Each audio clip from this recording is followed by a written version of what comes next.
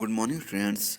Today I am discuss BSc first year, first semester, midterm examination 2021 to 2022 subject chemistry.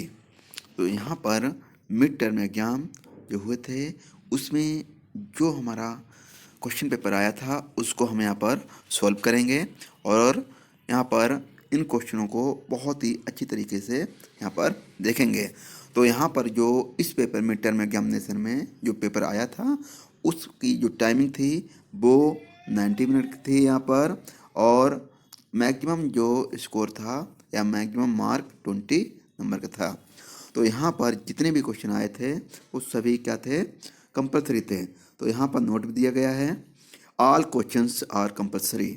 तो सभी जो question हैं वो कंपलसरी थे और सभी के सभी करने थे। प्रत्येक जो क्वेश्चन है वो 1 मार्क का यहाँ पर था।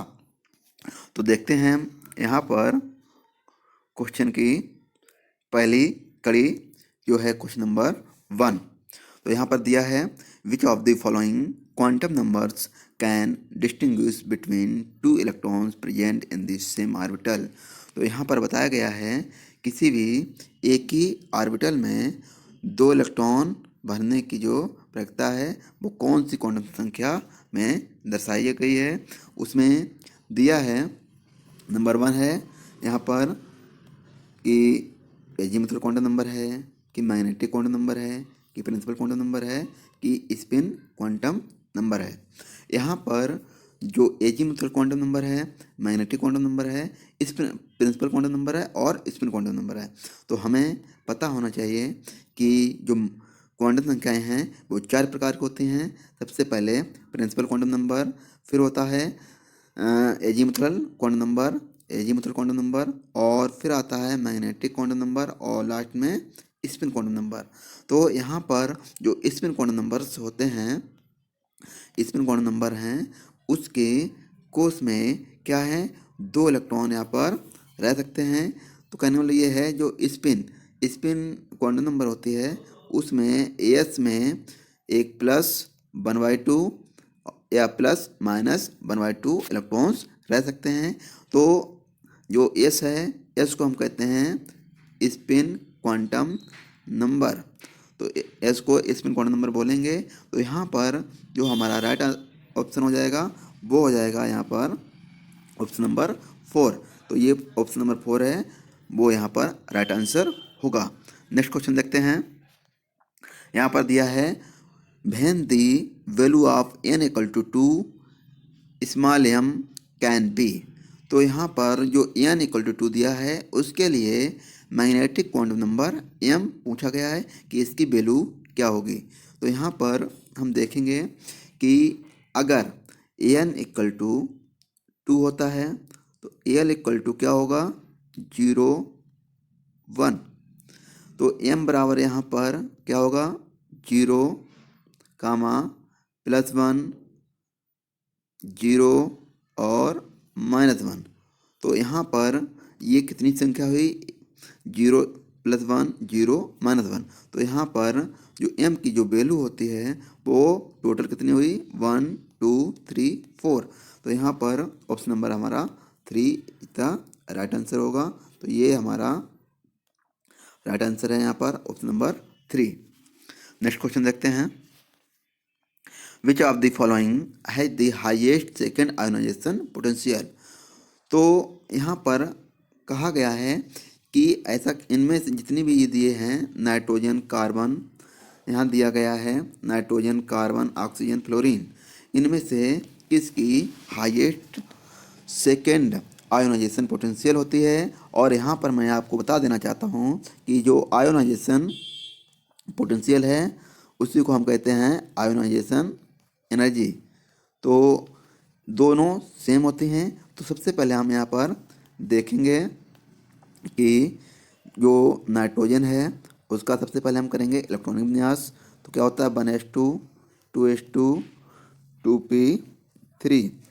इसी प्रकार कार्बन का करेंगे 1s2 2s2 और 2p2।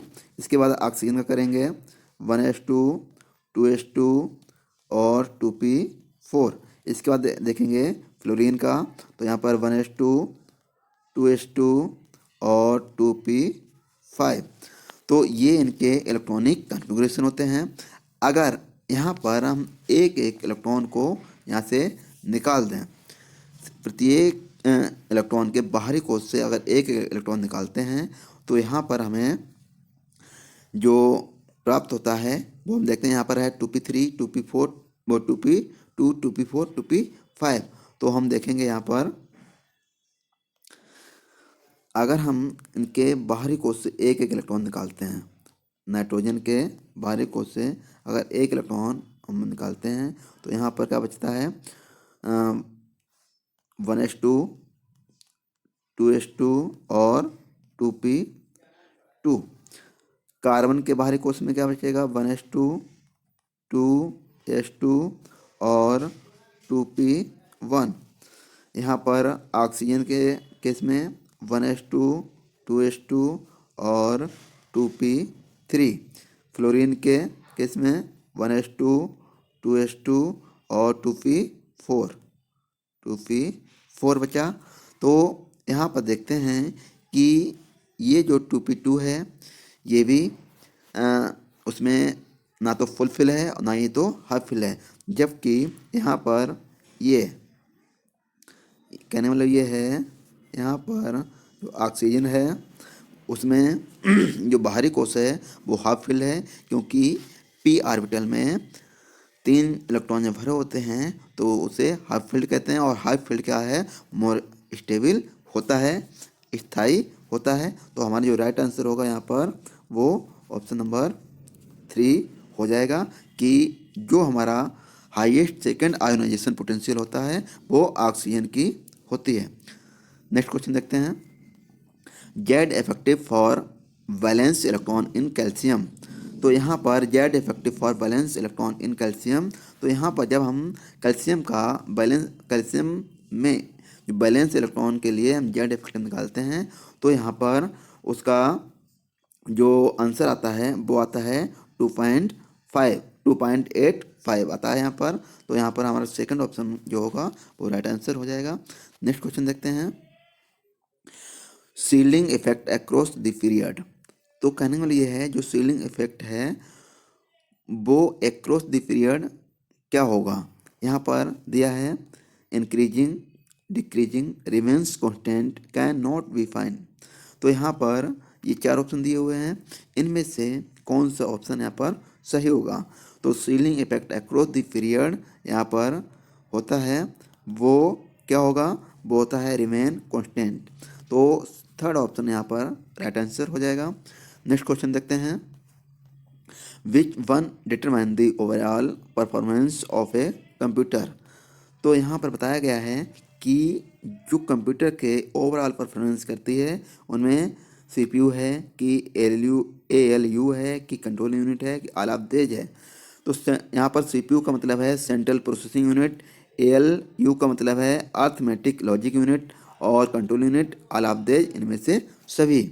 तो जो सीपीयू है, जो सीपीयू होता है, सीपीयू की जो फुल फॉर्म होती है वो सेंट्रल प्रोसेसिंग यूनिट होती है और ये कंप्यूटर का ओवरऑल परफॉर्मेंस ऑफ कंप्यूटर होता है। तो यहाँ पर जो हमारा राइट आंसर होगा वो क्या होगा, सीपीयू। नेक्स्ट क्वेश्चन देखते हैं, what are the tangent to the curve x cube plus y cube equal to 3axy at the origin. तो ये जो कर्व बनता है तो उसमें क्या करते हैं कि यहाँ पर इसको जब सॉल्व करते हैं तो यहाँ पर जो हमारा राइट आंसर क्या हो जाएगा, x equal to 0 and y equal to 0। Next question देखते हैं, John Dalton publishes his atomic theory. तो क्या है यहाँ पर कि जॉन डाल्टन ने एटॉमिक थ्योरी को कब पब्लिश किया था। तो यहाँ पर जो ऑप्शन 4 दिए हुए हैं, 1803 में या 1803, 1854, 1879, 1885। तो यहाँ पर जो हमारा राइट आंसर होगा वो ऑप्शन होगा हमारा 1803। तो यहाँ पर हमारा जो राइट आंसर हो जाएगा वो हो जाएगा फर्स्ट ऑप्शन 1803। नेक्स्ट क्वेश्चन देखते हैं, यहाँ पर जो क्वेश्चन नंबर 9 है, इलेक्ट्रॉन वाज डिस्कवर्ड बाय। तो यहाँ पर इलेक्ट्रॉन की खोज किसने की थी? माइकल फैराडे ने, जेम्स मैक्सवेल ने, यूरी गैगरिन ने या जे थॉमसन ने। तो इन चार ऑप्शन में जो सही ऑप्शन होगा वो होगा यहाँ पर ऑप्शन नंबर 4। तो ऑप्शन नंबर 4 क्या है? जे थॉमसन ने इलेक्ट्रॉन की खोज की थी। नेक्स्ट क्वेश्चन देखते हैं, क्वेश्चन नंबर 10। यहाँ पर दिया है the interaction between highly electron deficient hydrogen and highly electronegative atom is called. तो यहाँ पर जो हमारा क्वेश्चन है उससे पूछा गया है कि the interaction between highly electron deficient hydrogen and highly electronegative atom is called. तो यहाँ पर जो इंटरेक्शन होगा वो होता है यहाँ पर कोवेलेंट बॉन्ड।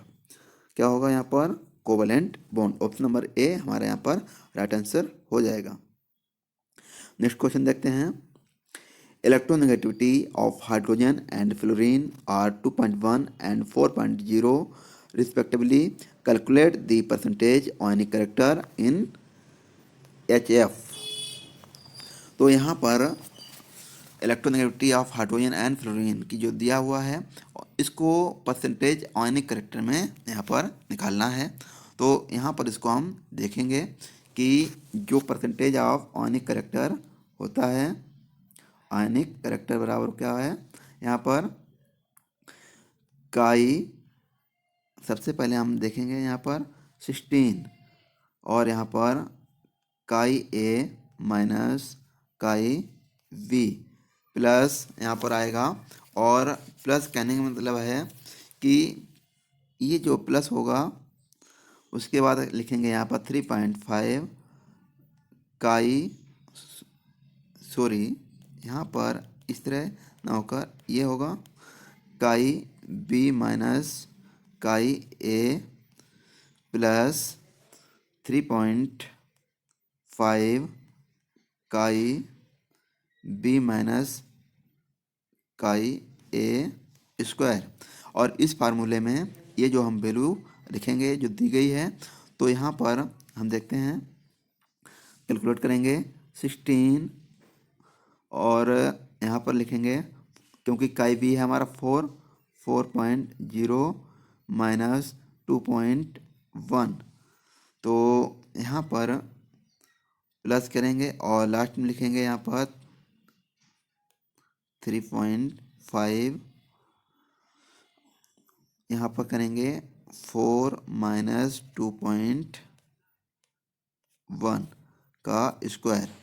तो जो लास्ट में यहाँ पर हम गुणा भाग करेंगे तो आएगा यहाँ पर 16 इंटू 1.9 प्लस 3.5 इंटू 1.9 का स्क्वायर।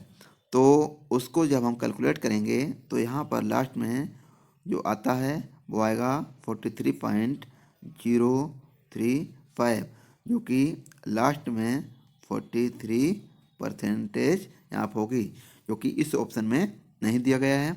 तो यहाँ पर जो हमारा राइट आंसर होगा, जो यहाँ पर राइट आंसर होगा वो क्या हो जाएगा यहाँ पर 43%। क्या हो जाएगा यहाँ पर 43%, 43% यहाँ पर राइट आंसर हो जाएगा। नेक्स्ट क्वेश्चन देखते हैं, another name of no bond resonance. तो another name of no bond resonance किस में होता है? तो यहाँ पर होता है मेसोमेरिक इफेक्ट में। नेक्स्ट क्वेश्चन देखेंगे, which of the following is the strongest acid. तो यहाँ पर दिया गया है कि निम्नलिखित में से कौन सा यहाँ पर सबसे स्ट्रॉन्गेस्ट अम्ल है।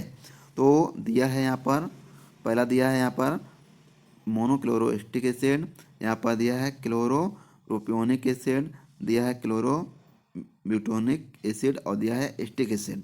तो यहाँ पर इन चार ऑप्शन में से कौन सा सही होगा? तो यहाँ पर दिया हुआ है मोनोक्लोरोएस्टिक एसिड, यहाँ पर राइट आंसर हो जाएगा, क्योंकि यहाँ पर जो CH2COOH है उससे डायरेक्टली अगर एक कोई Cl जुड़ा हो तो वो अधिक शक्तिशाली एसिड बनता है।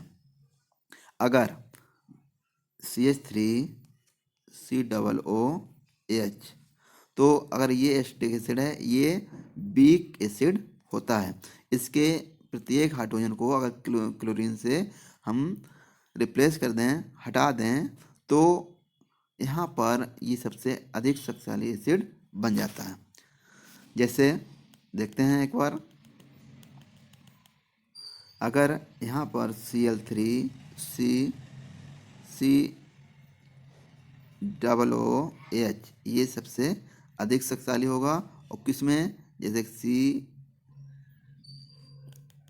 CL2COOH, एक लिखें हम CLCH2COOH, तो इन सभी में, और एसिटिक एसिड लें तो सब में क्या होगा, ये ट्राइक्लोरो ब्यूटेन वो एथेनोइक एसिड जो होगा वो सबसे अधिक शक्तिशाली होगा।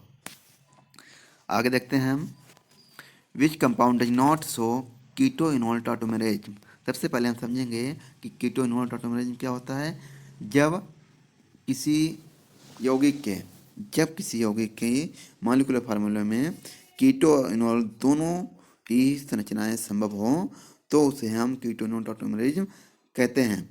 तो यहाँ पर इसको हम रीअरेंजमेंट करेंगे कि किसी फार्मूले को हम इस तरह रीअरेंज करें, वहाँ पर कीटो मीन्स COO और इनोल CHO ग्रुप भी यहाँ पर बन जाए, तो वहाँ पर कीटो इनोल संरचना होती है। तो यहाँ पर हम देखते हैं, जो CH3COOCH3 जो है वो भी क्या है, यहाँ पर एक है कीटो इनोल टॉटोमेरेज। क्योंकि यहाँ से एक H यहाँ पर चला जाएगा, तो यहाँ पर डबल बॉन्ड करके किस तरह बनेगा, जो CH3 है इसको, ये तो हो गया इसका कीटो फॉर्म, और इसको जब हम बनाएंगे इनोल फॉर्म में तो क्या बनेगा, CH3COH डबल बॉन्ड CH2, क्या बनेगा, डबल बॉन्ड CH2। तो ये हो गया इसका इनोल फॉर्म।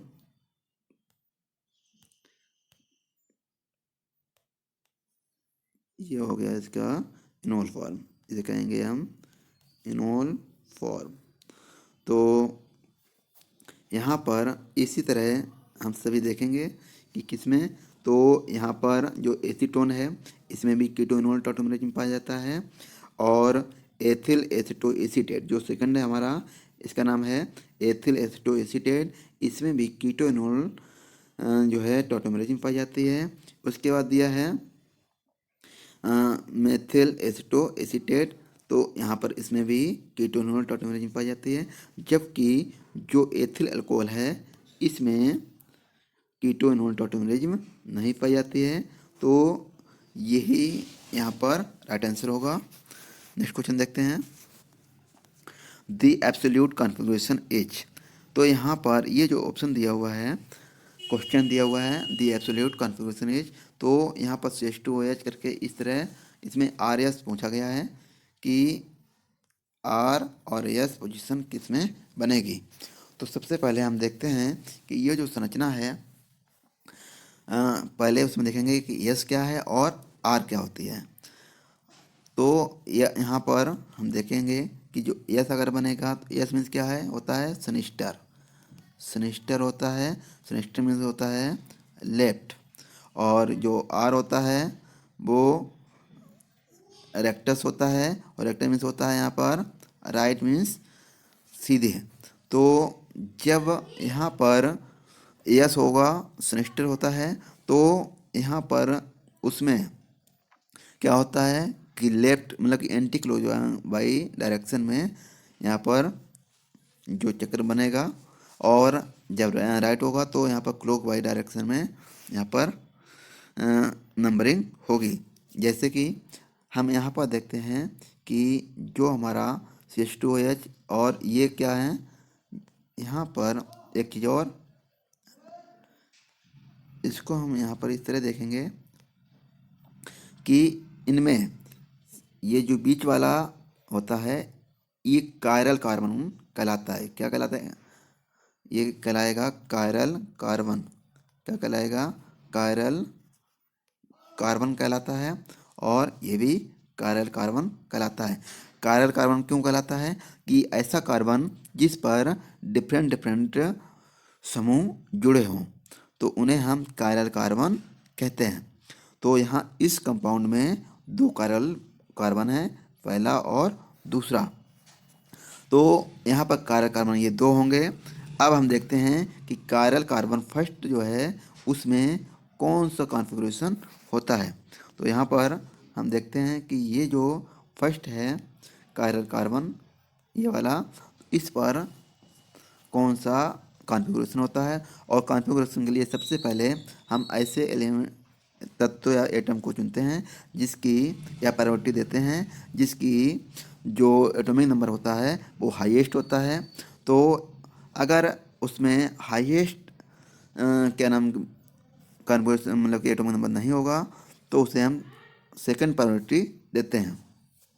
तो यहाँ पर जो फर्स्ट प्रायोरिटी है ये, दूसरा क्या है ये, और तीसरा ये, चौथा ये। तो यहाँ पर ये कॉन्फ़िगरेशन होगा वो कुछ इस तरह होगा। तो यहाँ पर ये जो कॉन्फ़िगरेशन होता है वो कुछ इस तरह होगा।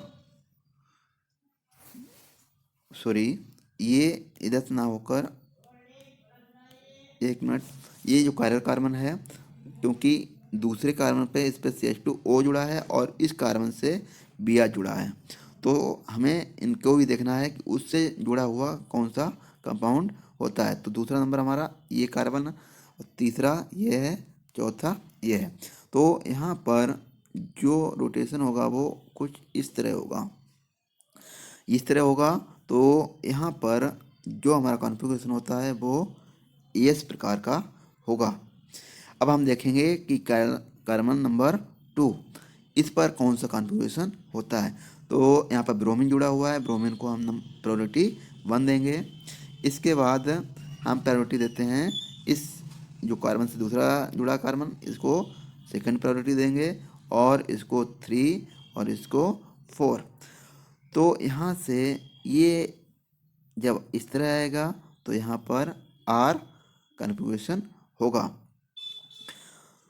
जब R होगा तो यहाँ पर कहने का मतलब ये है कि इधर से नंबरिंग करते हैं तो 2s और 3r कॉन्फ़िगरेशन होगा। यहाँ पर 2s और 3r। तो अब हम देखेंगे यहाँ पर कि जो हमारा राइट आंसर है उसमें कौन सा ऑप्शन दिया है। तो यहाँ पर जो राइट आंसर दिया हुआ है वो ऑप्शन नंबर सेकंड में दिया है। तो ये जो कॉन्फ़िगरेशन होगा वो होता है यहाँ पर second, 2s 3r। Next question देखते हैं, which one of the following compound is optical active. तो यहाँ पर दिया है कि निम्नलिखित कंपाउंड में से कौन सा ऑप्टिकल एक्टिव होता है। तो ऑप्टिकल एक्टिव यहाँ पर कौन सा होगा? N propanol. तो एन प्रोपेनॉल अगर होता है तो उसका फार्मूला क्या है? CH2 वो CH3 CH2OH। तो ये हो गया एन प्रोपेनॉल। अगर ब्यूटेनॉल की बात करें तो यहाँ पर CH3 CH2 CH2 और CH2OH। तो यहाँ पर ये ब्यूटेनॉल बन गया। अब हम बात करेंगे 4 हाइड्रोक्सी हेप्टेन की या 2 क्लोरोब्यूटेन। तो कहने वाला ये है CH3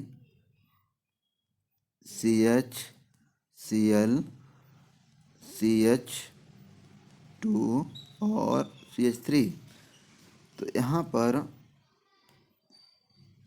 जो हमारा 2 क्लोरोब्यूटेन है वो ऑप्टिकल एक्टिव होता है क्योंकि यहाँ पर जो ऑप्शन हमारा 3 है वो राइट आंसर होगा क्योंकि यहाँ पर जो Cl है वो सेकंड पोजीशन यहाँ पर भी आ सकता है।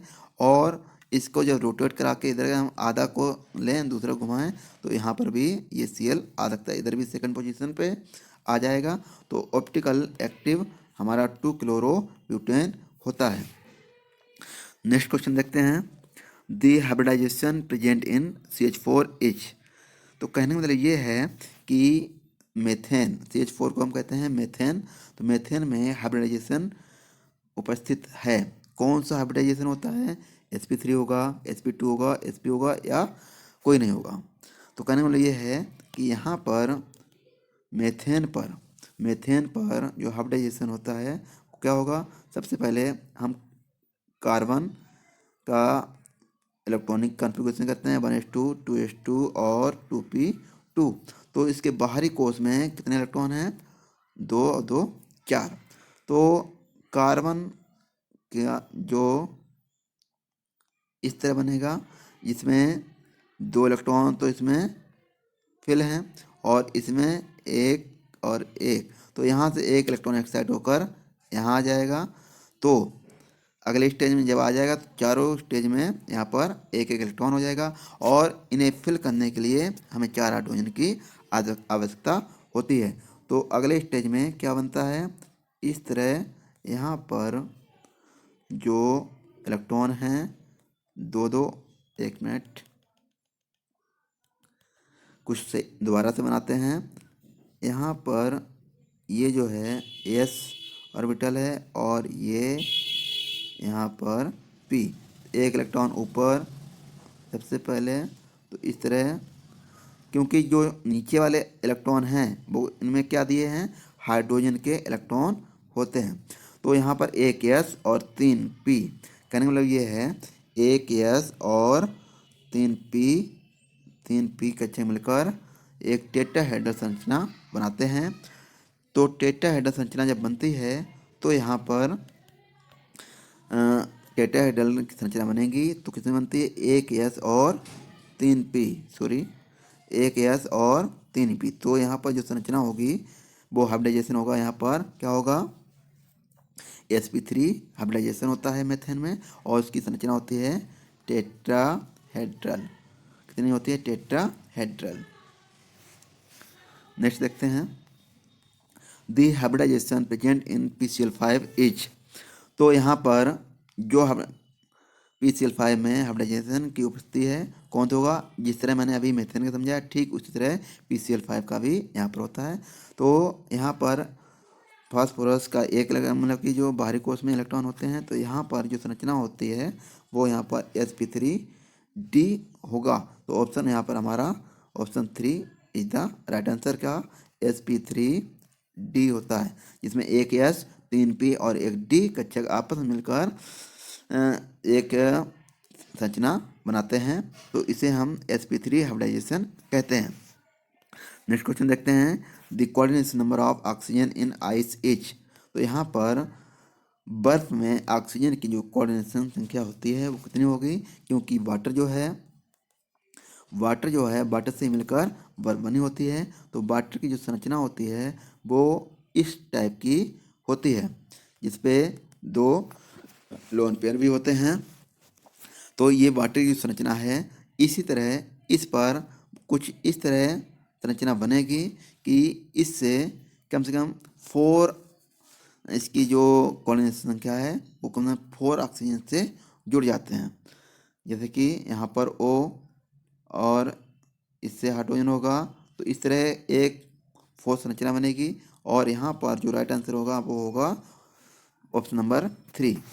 Next question, H2O is a liquid but H2S is a gas. This is due to। कहने का मतलब ये है कि H2O एक द्रव है जबकि H2S एक गैस। इसका क्या कारण है? तो सबसे पहले हमने बताना चाहेंगे कि जो H2O है वो एक द्रव है और H2S एक गैस। ऐसा क्यों? क्योंकि जो मोर इलेक्ट्रोनेगेटिव, कहने वाला ये है नाइट्रोजन, ऑक्सीजन और फ्लोरीन, ये जो एलिमेंट हैं ये हाइड्रोजन बॉन्ड बनाते हैं। तो जो हाइड्रोजन बॉन्ड बनाते हैं तो उनमें क्या होता है कि वो लिक्विड होते हैं, और जो हाइड्रोजन बॉन्ड नहीं बनाते हैं वो गैस होते हैं। ये मोर इलेक्ट्रोनेगेटिव एलिमेंट होते हैं जो हाइड्रोजन मोर पॉजिटिव एलिमेंट के साथ यूज करके एक हाइड्रोजन बॉन्डिंग बनाते हैं। तो यहाँ पर जो हमारा राइट आंसर होगा वो ऑप्शन नंबर हमारा ए होगा, हाइड्रोजन बॉन्डिंग। तो यहाँ पर यस क्या है? वो एक जो है मोर रिएक्टिव एलिमेंट नहीं है और ये लिक्विड नहीं बनाता और ये एक गैस है। H2S एक गैस होती है क्योंकि ये हाइड्रोजन बॉन्ड नहीं बनाता। इसको हम समझेंगे एक बार कि जो H2O है, H2O, तो यहाँ पर इसी तरह हम कहने वाले ये है इस तरह इसको बनाएं कि ये हमने लिया और H ले लिया, यहाँ पर H ले लिया। इसके बाद यहाँ पर फिर से हमने लिया HOH, फिर ले लिया HOH। तो कहने वाला ये है यहाँ पर ये डेल्टा नेगेटिव और ये डेल्टा प्लस, ये डेल्टा नेगेटिव, ये डेल्टा प्लस ये होते हैं। तो यहाँ पर ये डेल्टा नेगेटिव होता है पार्शियल नेगेटिव और डेल्टा पॉजिटिव होता है पार्शियल पॉजिटिव। तो यहाँ पर जो मोर पार्शियल नेगेटिव होता है वो हाइड्रोजन पॉजिटिव की क्या आकर्षण करता है और इन दोनों में क्या हो जाता है, डॉट डॉट डॉट लाइन बन जाती है। और ये जो डॉटी लाइन होती है वो क्या कहलाती है, हाइड्रोजन बॉन्ड कहलाती है। क्या कहलाती है, हाइड्रोजन बॉन्ड कहलाती है। तो यहाँ पर जो हमारा राइट आंसर होगा वो होगा ऑप्शन नंबर 1, हाइड्रोजन